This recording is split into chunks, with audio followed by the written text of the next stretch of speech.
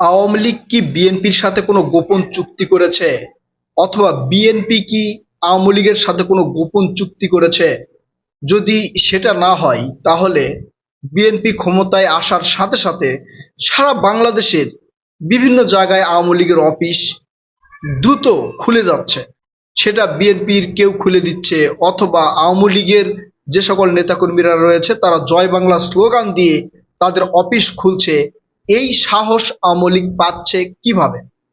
মানে বিএনপি ক্ষমতায় এসেছে নাকি আওয়ামী লীগ ক্ষমতায় এসেছে, এদের কার্যক্রম দেখে খুব একটা বোঝা যাচ্ছে না। আওয়ামী লীগের এখন পর্যন্ত কার্যক্রম নিষিদ্ধ ঘোষিত রয়েছে। সরকারের পক্ষ থেকে আওয়ামী লীগের বিভিন্ন কার্যক্রম নিষিদ্ধ করা হয়েছে। আওয়ামী লীগ দল হিসেবে কিন্তু নিষিদ্ধ নয়, তাদের কার্যক্রম নিষিদ্ধ। এখন আওয়ামী লীগ এই সাহসগুলো পাচ্ছে কোথায়? শুধু বাংলাদেশের বিভিন্ন জেলায় নয়, খোদ ঢাকাতেও আওয়ামী লীগের দ্বিতীয় যে অফিস ধানমন্ডিতে, সে অফিসে পর্যন্ত বঙ্গবন্ধুর ছবি, ফুলের মালা এবং জয় বাংলা স্লোগান দেওয়া হয়েছে। কারা দিয়েছে সেই বিষয়টা আপনাদেরকে বলছি, তার আগে সারা বাংলাদেশে আওয়ামী লীগের একটা চিত্র দেখেন। বিএনপির যখন নির্বাচিত হলো, অর্থাৎ এই সংসদ নির্বাচন যখন শেষ হলো, ফল প্রকাশ হয়েছে, বিএনপি সরকার গঠন করেনি, শপথ নেওয়া হয়নি। তখন আমাদের সামনে একটা চিত্র আসলো যে বিএনপির এক নেতা আওয়ামী লীগের কার্যালয় খুলে দিয়েছে। এবং সেখানে আওয়ামী লীগের ওই নেতাই ভাষণ দিচ্ছে যে আমাদের প্রাণপ্রিয় নেতা আমাদের কার্যালয় খুলে দিয়েছে। আওয়ামী লীগের নেতাকর্মীরা সেখানে বসে আবারও সে আড্ডা দিবে, আবারও তাদের কার্যক্রম চালিয়ে যাবে, এই ধরনের একটা ভাষণ কিন্তু দিচ্ছিল। শুধু সেখানেই নয়, পত্র পত্রিকা বিভিন্ন মিডিয়ায় একের পর এক নিউজ আসা শুরু হলো কি, যে অমুক জায়গায় আওয়ামী লীগের নেতাকর্মীরা তাদের কার্যালয় খুলে দিয়েছে, বঙ্গবন্ধুর ছবি সেখানে টানানো হচ্ছে, শেখ মুজিবুর রহমানের ছবির সাথে এই শেখ হাসিনার ছবি সেখানে অ্যাড করে টানানো হচ্ছে, বিভিন্ন জায়গায় জাতীয় পতাকা তোলা হচ্ছে আওয়ামী লীগের কার্যালয়ের অফিসে। এই ধরনের কার্যক্রম দেখা যাচ্ছে। এখন এগুলোর পিছনে কি এই বিএনপি ক্ষমতায় আসা এর কোনো কারণ রয়েছে কিনা? আমরা নির্বাচনের আগে যখন বিএনপির যে সকল নেতাকর্মীরা বা নেতারা হচ্ছে এমপি পদপ্রার্থী হয়েছিলেন, জামাতেরও হয়েছিলেন, বিএনপিরও যারা হয়েছিলেন, তারা কিন্তু আওয়ামী লীগের ভোট নিজেদের দিকে টানতে আওয়ামী লীগকে বিভিন্ন ধরনের প্রতিশ্রুতি দিয়েছে। শুধু বিএনপি দিয়েছে তা কিন্তু নয়, জামাতের অনেক নেতারাও বা এমপি প্রার্থীরা তারাও দিয়েছে। তবে বিএনপির এমপি প্রার্থীরা বেশি দিয়েছে, কারণ তাদের ভিডিওগুলো বা তাদের নিউজগুলো আমাদের সামনে বেশি এসেছে। এমনকি যে বিএনপির বিভিন্ন ধরনের জনসভায় আওয়ামী লীগের নেতাকর্মীরা জয় বাংলা স্লোগান দিয়েছে, সেটাও দেখেছি। এমনকি তারেক রহমান স্যার যেখানে মানে এই নির্বাচনী প্রচারণা করছিলেন, সেখানেও জয় বাংলা স্লোগান দেওয়ার একটা ভিডিও কিন্তু আমরা দেখেছি।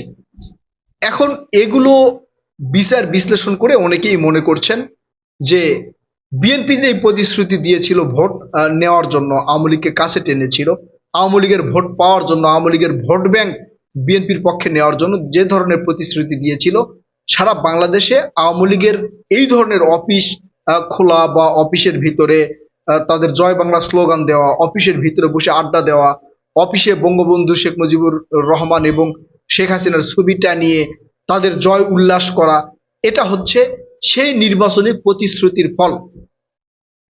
বিএনপির এমপিরা যে সকল প্রতিশ্রুতি দিয়েছিল, সেই প্রতিশ্রুতির ফল হচ্ছে এই এখন আওয়ামী লীগের কার্যালয় খুলে যাওয়া। এখন আওয়ামী লীগ কি আসলেই তাদের কার্যক্রম চালাতে পারবে? আওয়ামী লীগের এখন পর্যন্ত কার্যক্রম নিষিদ্ধ রাখা হয়েছে সরকারের পক্ষ থেকে। বিএনপি সরকারের দায়িত্ব পালন করলেও এই বিষয় নিয়ে কোনো আলাপ আলোচনা হচ্ছে না। আওয়ামী লীগকে দল হিসাবে মানে বাতিল করা, আওয়ামী লীগের রাজনীতি পুরোপুরি বাতিল করা, দল হিসেবে নিষিদ্ধ করা, এর পক্ষপাতিত্ব কিন্তু আমি নয়, অন্য কে হবে না হবে জানি না, রাজনীতি করার সবার অধিকার রয়েছে। তবে যারা অপরাধী, আওয়ামী লীগের যে সকল অপরাধ আমরা দেখেছি, খুন গুম ধর্ষণ চাঁদাবাজি টেন্ডারবাজি ব্যাংক লুট টাকা লুট শেয়ার বাজার কেলেঙ্কারি, মানে শেষ নাই, সবকিছুর বিচার হবে, সবকিছুর বিচার হওয়া উচিত বলে আমি মনে করি। সর্বশেষ জুলাই আগস্ট আন্দোলনে যে গণহত্যা হয়েছে তারও বিচার হোক, কোনো সমস্যা নেই, এবং এর সাথে জড়িত যারা, তাদের সবার বিচার হোক। শেখ হাসিনাকে প্রত্যেকটা খুনের মামলার আসামি করা হোক, কিন্তু দল হিসাবে আওয়ামী লীগকে মানে একবারে স্থগিত করে দেওয়া, বাতিল করে দেওয়া, দল হিসেবে নিষিদ্ধ করা, এটার পক্ষপাতী আমি নয়। আমি চাই সকল দলই রাজনীতি করুক। এখন বিএনপি কি এই আওয়ামী লীগের কার্যক্রম কি ফিরিয়ে দিবে, অথবা আওয়ামী লীগ যদি আবারও ফিরে আসে কি কি সমস্যা হবে, সেটা একটু পরেই বলি। তার আগে বলি, এই যে ঢাকায় যে ধানমন্ডি 32, এই ধানমন্ডি 32 ভাঙার পরে এই ধানমন্ডিতে আওয়ামী লীগের একটা কার্যালয় ছিল। এটা আওয়ামী লীগের দ্বিতীয় কার্যালয়। আওয়ামী লীগের প্রথম কার্যালয় হচ্ছে বঙ্গবন্ধু অ্যাভিনিউ, যেটা এই যে গুলিস্তানের পাশে, এটা হচ্ছে প্রথম কার্যালয় বা কেন্দ্রীয় কার্যালয়। আর দ্বিতীয় কার্যালয়টা হচ্ছে এই ধানমন্ডিতে। এবং বিএনপির কার্যালয় দেখেছেন, যেমন নয়াপল্টনে বিএনপির কেন্দ্রীয় কার্যালয়, এবং হচ্ছে গুলশানে আওয়ামী লীগের একটা অফিস, প্রধানমন্ত্রীর কার্যালয়, এইরকম কিন্তু এই আওয়ামী লীগের অফিসটা হচ্ছে ধানমন্ডিতে। এখন সেখানে ঢাকা আওয়ামী লীগের মহিলা যুব দলের নেত্রীরা এবং সিনিয়র নেত্রীরা সেখানে উপস্থিত হয়ে শেখ মুজিবুর রহমানের ছবি ওখানে রেখেছেন, ফুল দিয়েছেন, সেখানে স্লোগান দিয়েছেন, জয় বাংলা বলেছেন।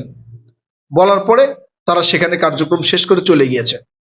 পুলিশের পক্ষ থেকে পুলিশকে কেউ খবর দেওয়া বা তাদেরকে গ্রেপ্তার করা, বা সারা বাংলাদেশে যে আওয়ামী লীগ এই ধরনের কার্যক্রম চালাচ্ছে সেখানে খুব একটা পুলিশের তৎপরতা দেখা যাচ্ছে না। দুই এক জায়গায় পুলিশ গ্রেপ্তার করেছে, কারণ যেহেতু আওয়ামী লীগ এখন পর্যন্ত নিষিদ্ধ কার্যক্রম নিষিদ্ধ দল, সে জায়গায় পুলিশ কিন্তু গ্রেপ্তার করেছে। এখন এই গ্রেপ্তারি কি আসলে আওয়ামী লীগের কার্যক্রম নিষিদ্ধ রাখতে পারবে? দুই এক জায়গায় গ্রেপ্তার কি সারা বাংলাদেশের আওয়ামী লীগের যে কার্যালয়গুলো খোলা হয়েছে, আওয়ামী লীগের নেতারা যেই কার্যক্রম শুরু করেছে, সেগুলো কি নিষিদ্ধ সম্ভব হবে? বিএনপি এইসব ক্ষেত্রে নীরব কেন? আওয়ামী লীগ আসলে কি বিএনপির জন্য ভালো হবে? আওয়ামী লীগ যদি আবারও বাংলাদেশের রাজনীতি করে সেটা কি বিএনপির জন্য ভালো হবে? আমি মনে করি না যে আওয়ামী লীগ যদি আবারও বাংলাদেশের রাজনীতি করে সেটা বিএনপির জন্য ভালো হবে। আমি যদিও বারবার বলি যে রাজনৈতিক দল হিসাবে আওয়ামী লীগকে নিষিদ্ধ করা উচিত হবে না, কিন্তু আওয়ামী লীগ যদি বাংলাদেশে ফিরে আসে বা রাজনীতি শুরু করে, সেটা যদি বিএনপির সাথে তারা মানে জোট হয়, সেটাও বিএনপির জন্য ক্ষতি। এককভাবে যদি রাজনীতি করে সেটাও বিএনপির জন্য ক্ষতি। আবার জামাত এনসিপির সাথে যুক্ত যদি হয় সেটাও কিন্তু বিএনপির জন্য ক্ষতি। এখন বিএনপির সাথে জোট করলে কি কি ক্ষতি সেটা আপনাদেরকে একটু বলি। এই যে প্রায় 16-17 বছর ধরে সবচেয়ে বেশি নির্যাতিত হয়েছে কারা আওয়ামী লীগের দ্বারা? বিএনপি সবচেয়ে বেশি নির্যাতিত হয়েছে। বিএনপির একবারে কর্মীরা পর্যন্ত বাসায় ঘুমাতে পারেনি, তাদেরকে মামলা দিয়ে, তাদেরকে হামলা দিয়ে, তারা তাদের বিরুদ্ধে মানে একজনের বিরুদ্ধে 200, 300, 400 করে মামলা দেওয়া হয়েছে। আওয়ামী লীগের নেতাকর্মীরা, যারা কর্মীরা, তারা পর্যন্ত বিএনপির নেতাকর্মীদের বিরুদ্ধে মামলা দিয়েছে। 60 লক্ষ মামলা দেওয়া হয়েছে বিএনপির নেতাকর্মীদের বিরুদ্ধে। এখন তারা যদি এই বিএনপিতে যোগ দেয়, এই যে বা হচ্ছে আওয়ামী লীগ যদি বিএনপির সাথে জোট করে, তাহলে এই যে এতদিন যারা মামলা হামলার শিকার হয়েছে তারা কি মেনে নেবে? তারা কখনোই মেনে নিবে বলে আমি মনে করি না। এই জন্য বিএনপির সাথে যুক্ত হলেও বা জোট গঠন করলেও বিএনপির ক্ষতি। আবার সেটা যদি জামাতের সাথে জোট গঠন করে সেটাও কিন্তু বিএনপির ক্ষতি। ভোট কেটে যাবে। আমরা কিন্তু অনেকেই মনে করেছি, ধারণা করছি বা বুঝতে পেরেছি যে এই নির্বাচনে আওয়ামী লীগের যে ভোট ব্যাংক, তার বৃহৎ অংশ কিন্তু বিএনপির দিকে এসেছে।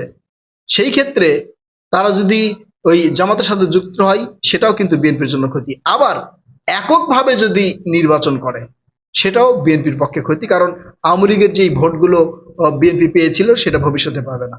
সেই ক্ষেত্রে বিএনপি কেন চুপ? কি কারণে চুপ? বিএনপি কেন এর বিরুদ্ধে ব্যবস্থা নিচ্ছে না, বা এর যেটাই হোক নিচ্ছে না? হয়তো আওয়ামী লীগের কার্যক্রম আবারও চালু করার ঘোষণা দিবে, অথবা কার্যক্রম নিষিদ্ধ যেহেতু রয়েছে তারা তাদের কার্যক্রম চালাতে পারবে না।